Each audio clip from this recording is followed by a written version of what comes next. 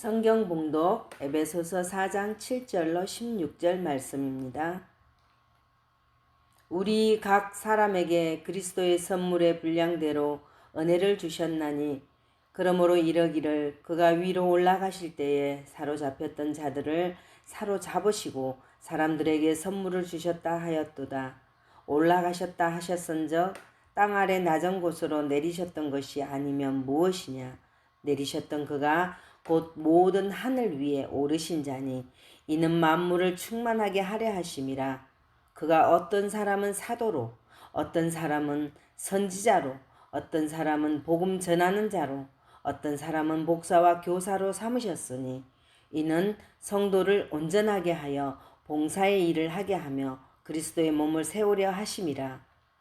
우리가 다 하나님의 아들을 믿는 것과 아는 일에 하나가 되어 온전한 사람을 이루어 그리스도의 장성한 분량이 충만한 데까지 이르리니 이는 우리가 이제부터 어린아이가 되지 아니하여 사람의 속임수와 간사한 유혹에 빠져 온갖 교훈의 풍조에 밀려 요동하지 않게 하려 함이라. 오직 사랑 안에서 참된 것을 하여 범사에 그에게까지 자랄지라. 그는 머리니 곧 그리스도라. 그에게서 온몸이 각 마디를 통하여 도움을 받음으로 연결되고 결합되어 각 지체의 분량대로 역사하여 그 몸을 자라게 하며 사랑 안에서 스스로 세우느니라. 아멘. 기도하겠습니다. 세상에 살지라도 믿음과 소망과 사랑으로 살게 하신 하나님 아버지, 지난 한 해 동안 함께하여 주셨으니 감사하고 감사합니다. 길이요 진리요 생명이라 말씀하시며 나를 따르라는 말씀에 불순종하며 살았던 잘못을 용서하여 주시옵소서. 서로 다른 의견으로 서로의 마음을 상하게 하기도 했습니다. 하나님께서 우리에게 주신 오늘에 감사하며 기쁨이 넘치는 생활로 인도하여 주시오며 성령의 이른 비와 늦은 비를 흡족하게 내려주시어 은혜가 충만한 삶을 살게 하옵소서. 오늘도 말씀 선포하는 연약한 종의 모습은 십자가 뒤에 숨기시고 온전히 하나님께만 영광 올려드리기를 원하오며 예수님 이름으로 기도하옵나이다. 아멘. 오늘 이 시간에 하나님께서 저와 여러분에게 주시는 말씀은 에베소서 4장 7절로 16절 말씀으로 영적 성숙을 이루어 하나님 나라에 기여하는 인생이 되라. 이러한 제목으로 말씀을 선포하겠습니다. 오늘 하나님께 찬양하며 기도하고 말씀으로 예배함으로 나아가는 여러분 모두에게 예수 그리스도의 풍성한 사랑이 충만하게 넘쳐 항상 좋은 것만 보고 좋은 생각하고 좋은 말만 하시기를 축복합니다. 오늘 본문에 보면 우리는 날마다 먹고 땀 흘려 일하고 잠을 잡니다.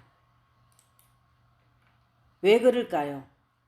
생존하기 위해서입니다. 이 세상에는 두 가지 유형의 인생이 있습니다. 하나는 생존만 하는 인생이고 또 하나는 기여하는 인생입니다. 이 세상을 살아가는 수많은 대부분의 사람들은 생존만 하다가 인생에 막을 내립니다. 그러나 그 수가 많지는 않지만 이 세상이 보다 나은 세상이 되도록 기여하는 삶의 발자취를 남기고 가는 소수의 사람들이 있습니다. 그들에 의해서 인류는 문화와 정신, 예술의 꽃을 피우고 과학과 환경을 발전시켜 보다 나은 삶의 공간을 만들어 왔습니다. 그렇다면 무엇이 생존 인생과 기여 인생의 차이를 만드는 것일까요? 그것을 성경적인 단어로는 성숙이라고 일컫습니다. 오직 성숙한 사람만이 역사에 기여하고 사회에 기여하고 하나님의 나라에 기여하는 것입니다. 인간됨의 의미는 단순한 생존이 아닌 성숙입니다. 생존을 넘어선 성숙입니다. 성숙에 의해서 우리는 단순히 존재하는 인간이 아닌 생성하는 인간, 창조하는 인간이 되는 것입니다. 그냥 하루하루 존재만 하는 것이 아니라 하나님이 원하시는 인간으로 만들어가는 것입니다. 그것을 우리는 영적 성숙이라고 부르는 것입니다. 성숙한 사람도 먹어야 살고 마셔야 살고 입어야 삽니다. 그러나 성숙한 사람은 먹는 것, 마시는 것, 입는 것, 그 이상의 가치와 의미를 고민하며 살아야 합니다. 그래서 예수님은 우리에게 무엇을 먹을까, 무엇을 마실까, 무엇을 입을까 염려하지 말라고 가르치십니다. 기여하는 인생을 살아야 한다는 말씀입니다.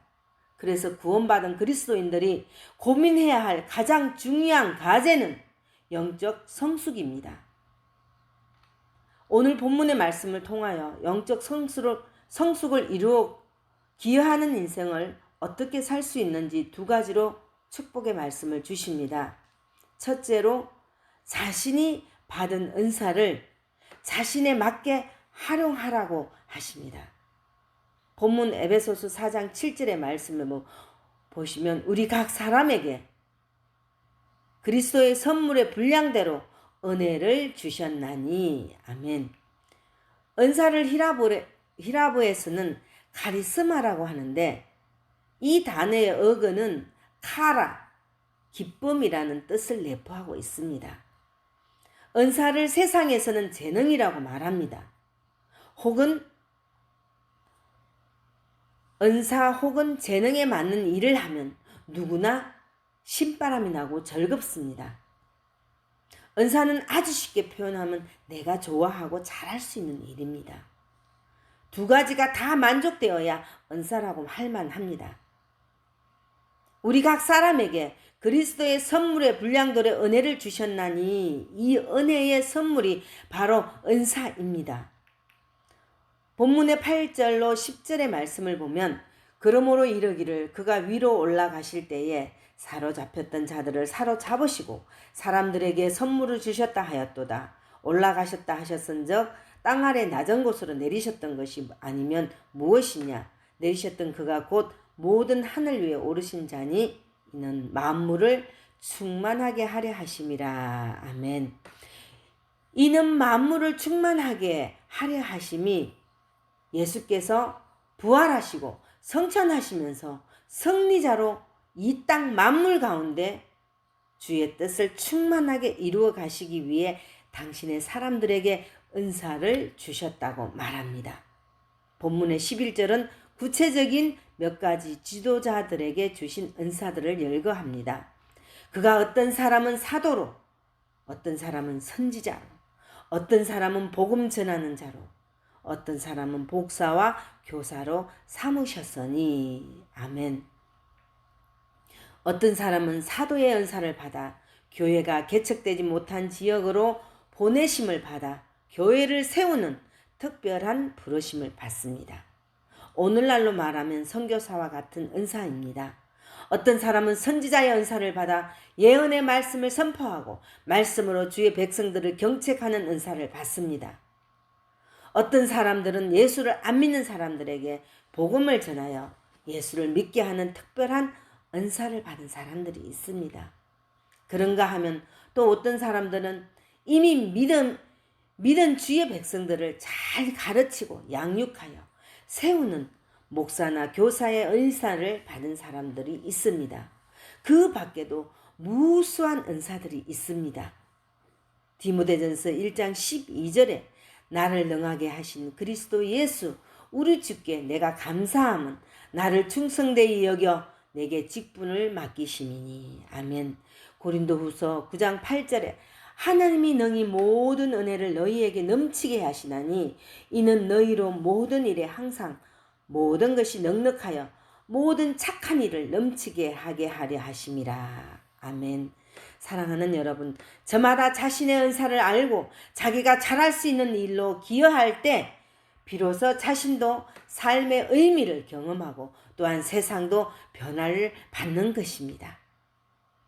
이런 복이 있기를 축복합니다. 둘째로 자신을 넘어 서로를 섬길 줄 알아야 합니다. 본문 에베소서 4장 12절 말씀 이는 성도를 온전하게 하여 봉사의 일을 하게 하며 그리스도의 몸을 세우려 하심이라. 아멘. 은사를 사용한다고 말할 때 가장 유의해야 할 일이 있다면 은사 사용이 자기 만족의 수단이 되어서는 안 된다는 사실입니다. 기독교 사역의 궁극적인 대상은 일이 아니라 사람입니다.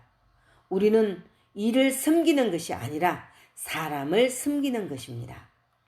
만일 내가 내 은사를 발휘하여 하나님의 일을 한다고 하면서 사람들을 상처낸다면 그는 기독교 사역의 목표를 아직도 이해하지 못한 사람입니다. 왜냐하면 하나님의 일은 하나님의 사람들을 섬기는 일이기 때문입니다.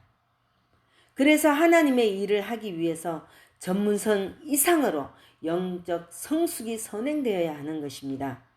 본문의 12절 말씀은 바로 이런 기독교 사역의 본질을 밝혀주고 있습니다. 그것은 이는 성도를 온전하게 하여 봉사의 일을 하게 하는 것입니다. 여기서 온전하게 한다는 것은 원어에서 의학적인 수로로 뼈를 맞추어 제자리에 있게 한다는 뜻입니다. 우리의 이웃들을 잘 회복시켜 그로 하여금 참된 봉사자의 자리에 서게 하는 일이 사역의 본질입니다. 기독교 사역은 숫자적 목표를 달성하는 것이 아닙니다. 내 곁에 있는 단 한 사람을 나의 은사, 내가 할 수 있는 일로 섬겨 그의 영적인 회복을 돕는 것이 사역입니다. 그런데 만약 내가 사역의 이름으로 이웃을 상처내고 있다면 영적 성숙이 이루어지기까지 차라리 사역을 유보하는 것이 낫습니다. 기독교 사역의 본질은 나 자신을 넘어 서로가 서로에게 천사가 되어주는 일입니다. 그때 비로소 우리는 성숙한 자로 이 세상에 기여하는 인생을 살게 되는 것입니다. 본문 12절에 우리가 우리 이웃들을 온전하게 하는 섬김의 궁극적인 목표는 무엇일까요? 그것은 그리스도의 몸을 세우려 하심이라. 세운다는 말은 영어로는 빌딩입니다. 세우는 것, 빌딩의 반대가 무엇입니까? 허무는 것, 곧 파괴하는 것입니다. 그렇다면 우리가 공동체 내에서 섬김을 수행할 때 끊임없이 물어야 할 질문이 있습니다. 그것은 나의 섬김으로 우리 공동체가 좀 더 든든하게, 좀 더 아름답게 세워져 가고 있느냐는 것입니다. 어떤 경우에는 이를 빙자한 섬기는 방식의 무례로 인하여 공동체가 흔들리는 몸살을 앓는 경우가 있습니다. 여러분은 공동체를 헐거나 흔드는 자가 되지 마십시오. 본래 흔드는 일은 사단이 하는 일입니다. 누가복음 22장 31절 말씀에 시몬아 보라 사단이 밀가부르 하려고 너희를 요구하였으니. 아멘. 우리는 사단의 하수인이 되어 공동체를 허는 자가 되지 말아야 합니다. 이런 사람이 공동체에 기여함을 어떻게 기대할 수 있겠습니까? 본문의 16절 말씀에 그에게서 온몸이 각 마디를 통하여 도움을 받음으로 연결되고 결합되어 각 지체의 분량대로 역사하여 그 몸을 자라게 하며 사랑 안에서 스스로 세우느니라. 아멘. 바울 사도는 다시 이런 공동체의 아름다운 연합을 위해 다시 한번 성숙의 중요성을 선행 구절에서 강조합니다. 본문의 15절의 말씀, 오직 사랑 안에서 참된 것을 하여 범사에 그에게까지 자랄지라. 그는 머리니 곧 그리스도라. 아멘. 바울은 여기 이런 성숙을 위해 사랑과 참된 행함, 진리의 행함의 균형을 강조합니다. 우리가 공동체의 지체들을 사랑으로 세워야 하지만 때로는 진리에 입각한 책망을 통해서도 한 사람을 바르게 세워갈 때 진정한 성숙이 가능하다는 것입니다. 그것이 14절이 경고한 어린아이의 오류와 유치함을 벗어나는 성숙의 길이기 때문입니다. 신명기 6장 5절에 너는 마음을 다하고 뜻을 다하고 힘을 다하여 내 하나님 여호와를 사랑하라. 아멘. 또 누가복음 16장 10절에 지극히 작은 것에 충성된 자는 큰 것에도 충성되고 지극히 작은 것에 불의한 자는 큰 것에도 불의하니라. 아멘. 마태복음 6장 32절로 33절 말씀에 이는 다 이방인들이 구하는 것이라 너희 하늘 아버지께서 이 모든 것이 너희에게 있어야 할 줄을 아시느니라. 그런즉 너희는 먼저 하나님의 나라와 그의 의를 구하라. 그리하면 이 모든 것을 너희에게 더하시리라. 아멘. 사랑하는 성도 여러분, 세상을 변화시키고 세상에 기여하는 인생을 살기 위해 드려야 할 우리의 고백입니다. 예수님 닮은 성숙한 제자로 살아가도록 우리를 도와주시기를 원합니다.